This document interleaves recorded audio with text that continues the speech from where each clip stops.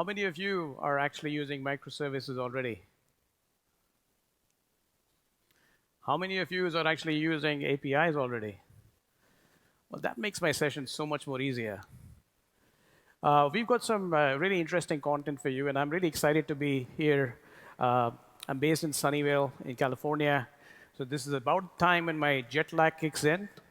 So if I go off track, uh, pardon me for that.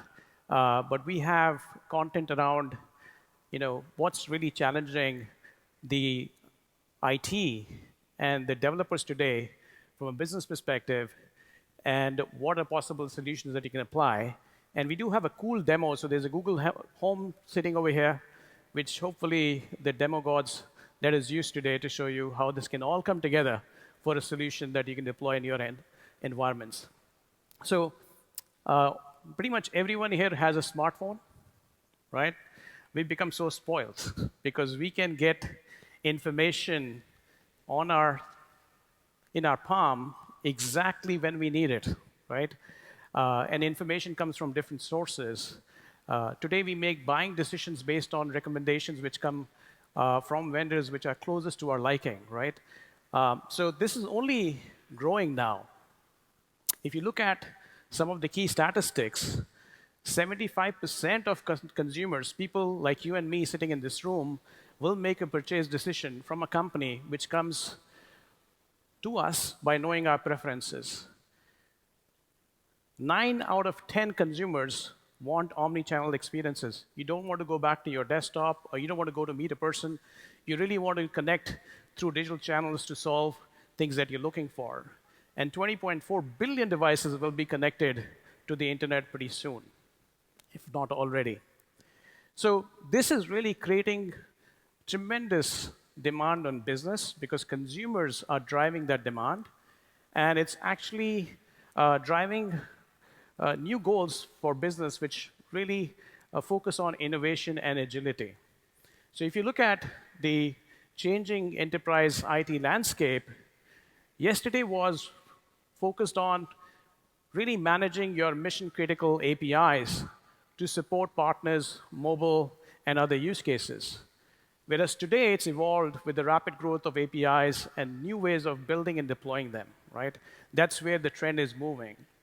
And as a part of this landscape, you just cannot stay along and build out the modern experiences and applications with monolithic applications, right? How many of you actually have monolithic applications in your environment? I'm sure the whole room will raise your hand, right? Monoliths have been there for a while. They've been great for the job they were built out for. However, they came with a tax. They were purpose-built as applications, which were complex, running on an application server or running on a VM. And if you wanted to patch or change some logic, it basically meant that you had to take the application down. As the journey evolved from this tightly coupled applications to loosely coupled solutions, came service orientation, which enabled the first level of decoupling, and then came microservices. Microservices are really cool because they actually let development teams work independently of each other on functional units of work. And they're able to deliver capabilities far more quickly than before, independently of the stack. So just to give you an example, this is an application which offers some information to front-end users or business users. They are consuming this information using a front-end business logic-based microservice, which in turn can be pulling this information through back-end applications.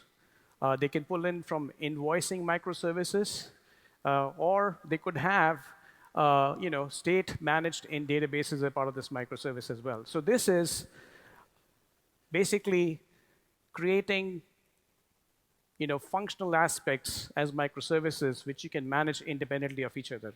The advantage is that the front-end team can work in .NET or React or JavaScript, whereas the invoicing team can be completely focused independently of the front end in using their own set of technologies to innovate. So microservices actually help you grow with your business, and they give you the scale, right? That's really good news about microservice. But then as you create more and more microservices with what we call as a network of microservices or service mesh, you really end up in a lot of proliferation, which creates challenges, right? So some of the challenges are around, orchestration and discovery, infrastructure, because microservices can really expand and require a lot of CPU and utilization.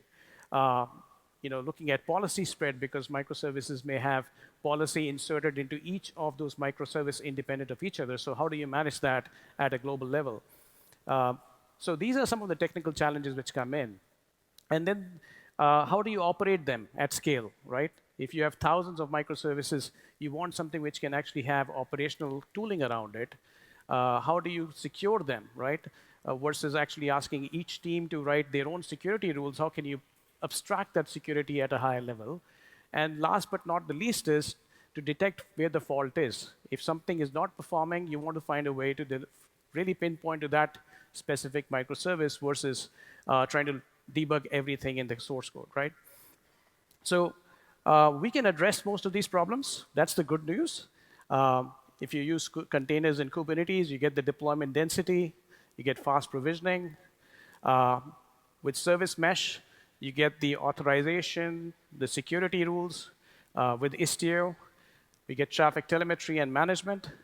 And with API management, which really helps you expose and manage your APIs, you get contracts, versioning, and usage visibility. The gateways themselves enforce the traffic management, including rate limiting, as well as authorization, as APIs are invoked by the client applications. So this is something which is already solved, and you can use tools like this to get away from the challenges of microservices. Microservices, in my view, are really cool and help you build out applications pretty quickly. So let's look at a journey of how you kind of use one part of this diagram. So we'll focus on API management and microservice for the next part of the discussion. So why API management? As you build out microservices and create APIs, you need to have the ability to manage that sprawl of APIs with an infrastructure which can enable easy access to the APIs for new applications that are being built by developers. So discovery is key. You want to be able to modernize your applications so that they can solve business outcomes. This is where the outside-in approach comes in. Traditionally, the easy way out was, I have a lot of services, I just can expose them as APIs right now without thinking of who's going to use it, how are they going to use it, etc. Right? All of us use banking apps over here, right? When you log in, if you don't see your credit and debit information, you get annoyed, right? That's the business outcome for the consumer that is you. Imagine if the API was giving you everything else, you will get annoyed, right? So it's very important to have an outside-in approach when you look to design APIs that both developers can consume as well as pass the experience on to customers who really gain the benefit of those business outcomes. And then, of course, reports, which really are metrics around API consumption and utilization. And finally, APIs are your gateway for revenue, for new business revenue streams, for existing businesses. So you can take your IP and expose that as a data as well as revenue stream opportunity.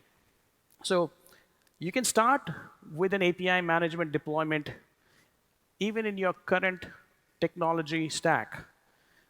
Typically, if you're in the enterprise landscape, you have some legacy applications, you have some packaged applications like SAP, e-business suite, etc.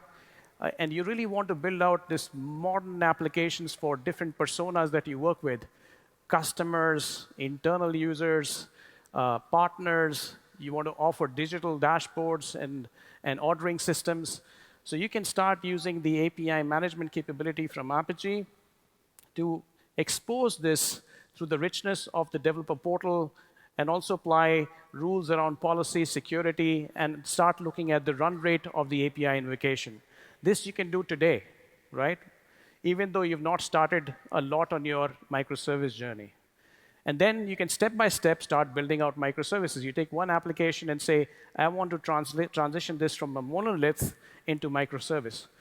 As an example, we have service 1, service 2, service 3, which is transitioned from an existing monolith application into a set of microservices. And it's not necessary that you do it only for existing monolith applications. You can also do it for new applications that you're building out, right? What happens as the next step? As you start moving along the journey, you'll find that there'll be a proliferation of microservices.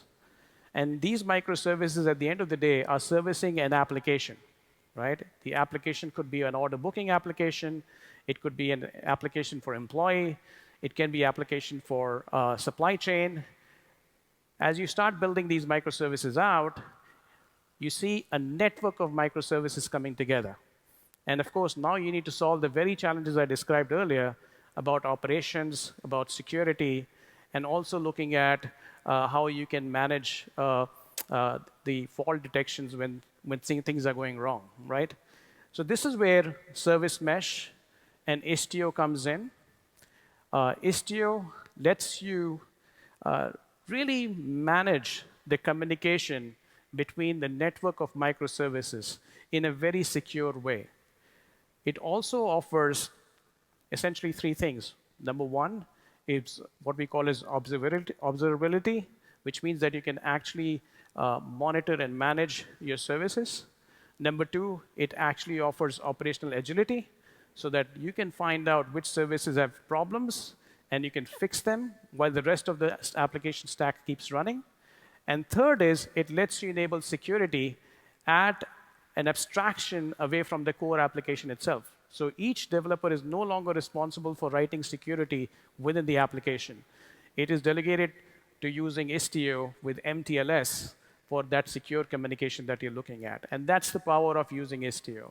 So what you see over here is you can have thousands of services as microservices. Some of them can be exposed as APIs. As you expose them as APIs, you really want to have the ability to manage them, and that's where the API management solution starts complementing Service Mesh and Istio. Are you guys following me? We have a quiz after this. I can assure you, you'll not be allowed to leave if you don't answer. I'm kidding. So this is, a very common problem when you have proliferation of microservices. Don't get scared. There is Istio, there's Service Mesh, and API management working together. So if I take a typical customer journey, my mental model is the journey starts at the bottom where you have the enterprise workloads on VMs, Kubernetes, Anthos. You start creating thousands of services which are constantly evolving to adopt to business demands and change. And then, of course, you really want to manage them. So the goal and aspiration we have that all services at this level should be managed within a service mesh. And remember what I said a slide before, not every service is an API, but each API is a service.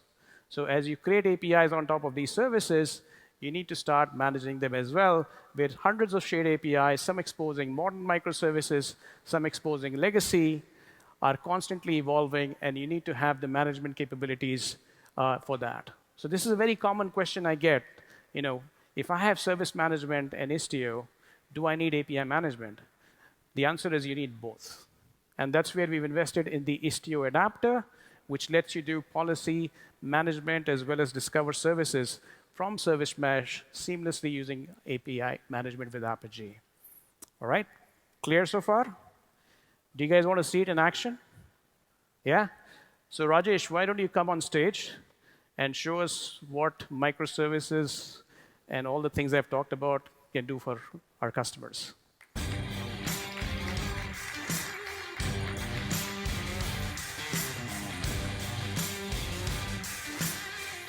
Yes. All yours. Yeah, thank you. Thanks, Vikas. Hello, everyone. So just to set up the context, what this demo is about. So whenever we travel, right, from one place to the another, let's say I'm traveling to Hong Kong, I need to go through those many different apps. If I have to book the flight, go to the Google Flight. If I have to book the hotels, go to the another hotels, right? What about the taxis? What about the insurance, if I need to buy or not? So what's really happening here is I'm going from one app to the another app, and that's what is giving me the scattered experience. The whole unified experience, what we have been talking, is totally broken here, right? They don't know my preferences. Again, I need to enter the travel dates. So how about if we can create another app, the unified app, which can talk to these services behind the scene and give me the experience. So this demo is about that. So what's going to happen? On the right-hand side, this is the customer like you and me. We are going to access Google Home. It can be any other app. That will be accessing the APIs, which are managed by the Apigee platform. APIs would be talking to the target services. Target service can be monolithic, or it can be microservice, right? It can be third party as well. Yeah. So that's the flow. And with that, let's move on to the demo. Sounds good. Excellent. Hey, Google, talk to my test app. Sure, let's get the test version of my test app. Hi, how can I help you today? Help me to plan my trip. Hi, welcome back. Where do you want to go? Hong Kong, please. Nice. Here are some options from Google Flights, your usual booking site. Option 1, onward, Cathay Pacific on the 17th of October midnight, return on the 19th of October morning. Option 2, onward, Singapore Airlines on the 17th of October night, return on the 19th of October. Second one, I couldn't hear what you've just said. Nice. Here are some options from Google Flights, your usual booking site. Option 1, onward, Cathay Pacific on the 17th of October midnight, return on the 19th of October morning. Option 2, onward, Singapore Airlines on the 17th of October night, return on the 19th of October. second option. Okay, here's your itinerary. The total cost comes to 860 Singapore dollars. Should I book it? Yes, please. Awesome, I'll get that booked. Should we move on to hotels now? That's perfect. Sure. You seem to frequent Hyatt group of hotels. Do you want to book Hyatt Regency, Hong Kong from Expedia? It's 6 kilometers from your workplace and the cost comes up to 315 Singapore dollars per night inclusive of breakfast. The total amounts to 630 Singapore dollars for 2 days. Sounds good. Done. Also, enjoy free refreshments on us when you arrive at the hotel. Okay, let's move on. Do you want me to schedule and grab pickup for you to get to the Changi airport? That would be great. Great. Also, since you're a foodie, enjoy 20% off when you use your digital bank card at Domino's Pizza and McDonald's at the airport departures area. Okay, now let's move on to the final step. We recommend that you take the Airport Express MTR to get to the city. Do you want me to pre-order an MTR card so that you can pick it up? It costs 20 Hong Kong dollars, which is about 3 Singapore dollars and 50 cents. Sounds good. Awesome, it's all done. I have sent you a mail with details about the whole trip. Finally, just before you go, make sure to pack some windbreakers as it might get windy in Hong Kong. Have a safe trip, and if you need any assistance, you know how to reach me. Sure. Bye. Sure. Thank you.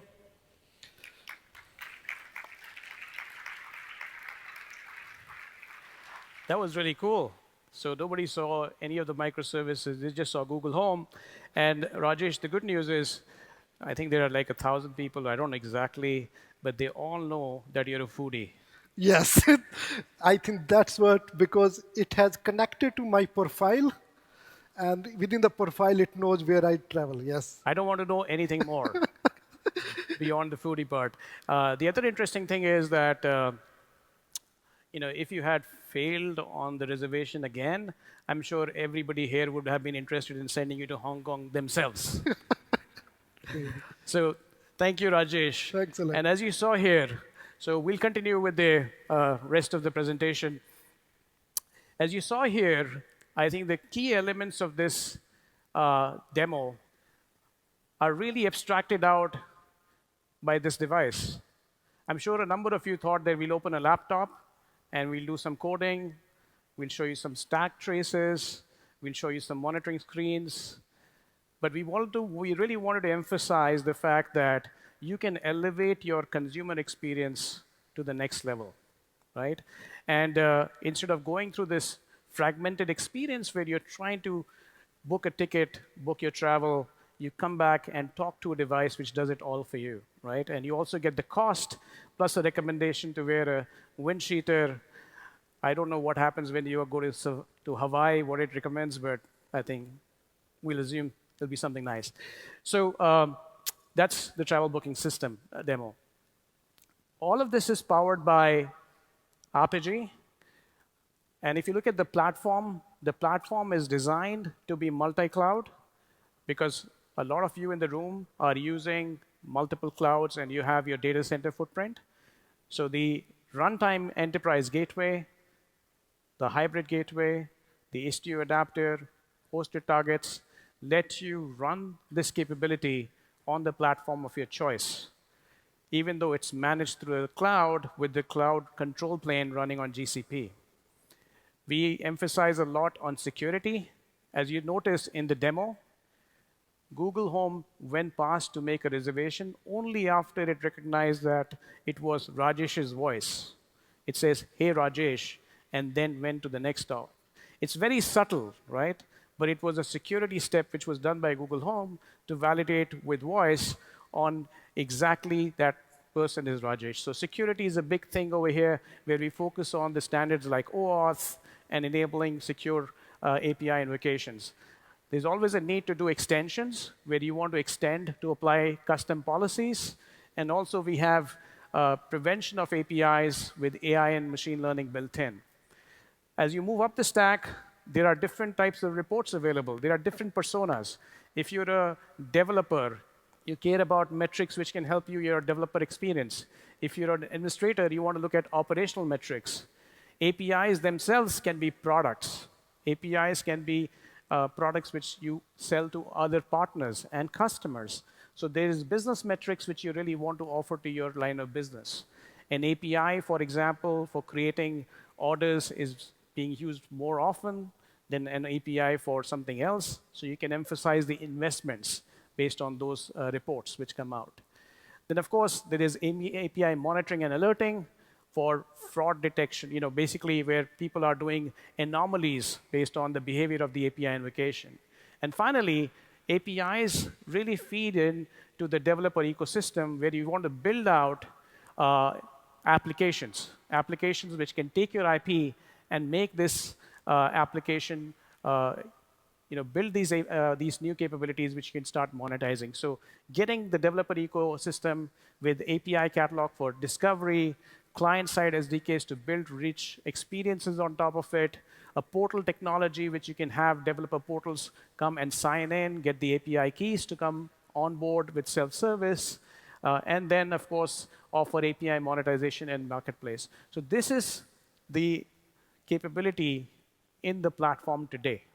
It's something which a lot of our customers are already using and can help them through their journey, whether it's about modernization of the existing infrastructure and you want to build modern apps with legacy applications and best of breeds, SaaS applications or on-premise applications, but also it's ready for the future where you want to deploy microservices and actually enable a service mesh and also have the ability to scale your business with the demand that's going on, right?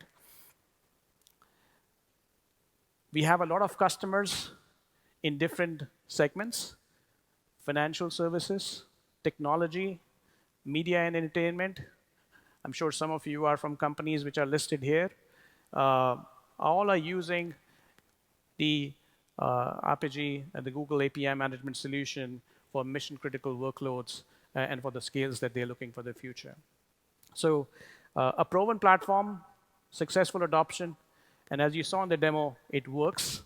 Rajesh was able to book his Hong Kong trip, and we would love to have you on board to try the product as well as work with us through your journey. At this point of time, we are pretty much at the conclusion of our presentation. And just to kind of summarize for you, the journey to moving to microservices is very exciting, but you have to be aware of the challenges through the journey, and of course, leverage the right set of tools which have solved the challenges of microservices today. Service management, API management are complementary to each other. They actually help you build a modern infrastructure, a platform for you for the future to help your business reach your digital goals. So thank you so much.